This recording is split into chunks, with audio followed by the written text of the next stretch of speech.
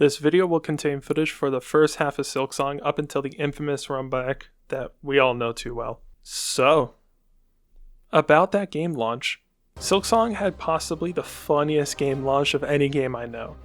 You'd expect something released by Rockstar Games like GTA or Red Dead Redemption to crash the Steam servers, right?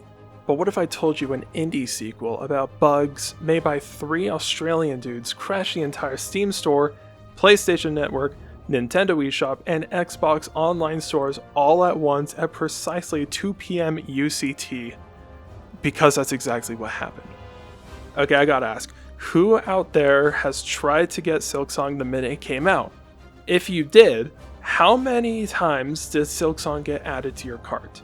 For me, I almost bought 5 Silksongs. But honestly, it still would have been more worth it than Mario Kart World. My college classes started before I could get Silksong, and yes, college is why I haven't been uploading recently. I'm a freshman, I don't know college stuff. But I kept my phone out so I could refresh the Steam page constantly. Finally, about 10 or 20 minutes before class ended, I got it.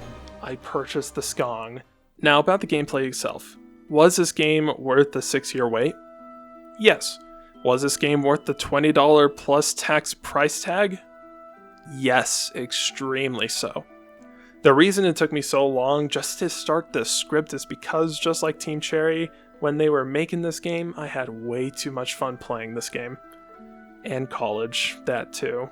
The beginning starts off strong. Unlike the original Hollow Knight, you're given an explicit task from the get-go, figuring out what in tarnations is happening.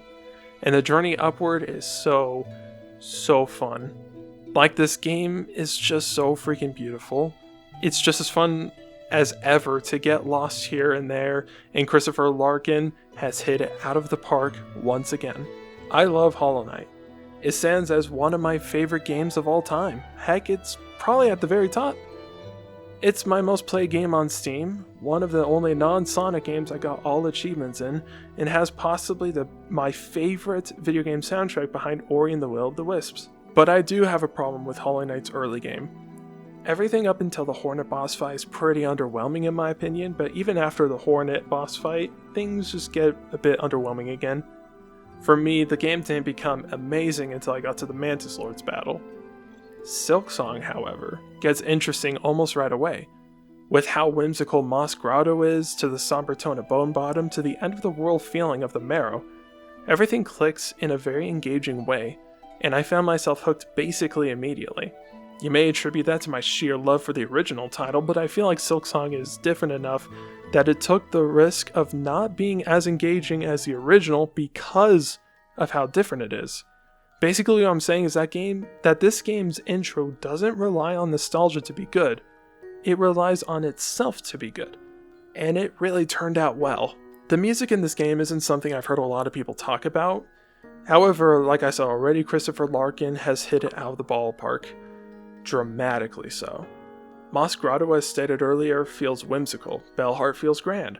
Lace and especially Widow feel fast-paced and high stakes.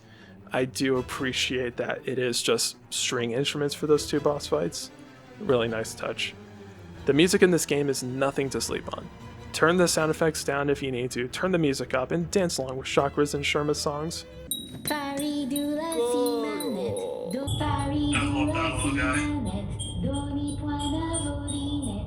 Gameplay has never felt better or punishing. This game feels very snappy, but a drawback is the sheer difficulty. It feels like everything deals double damage, and it can get frustrating, especially when fighting Morwing. But that's a skill issue. I personally did not struggle with Morwing that much. It was a fun fight. But you know things are frustrating when you come across a boss that deals single damage, and you just feel so refreshed. Other than the music, the thing I was looking forward to most in this game were the boss fights. And man, they hit hard, both literally and metaphorically. Comparatively speaking, I haven't fought a whole lot of boss fights yet, but the ones I have fought and beaten were really fun. The Bell Beast, Lace, Widow, even the Last Judge, Phantom, and even more. They were all incredibly fun.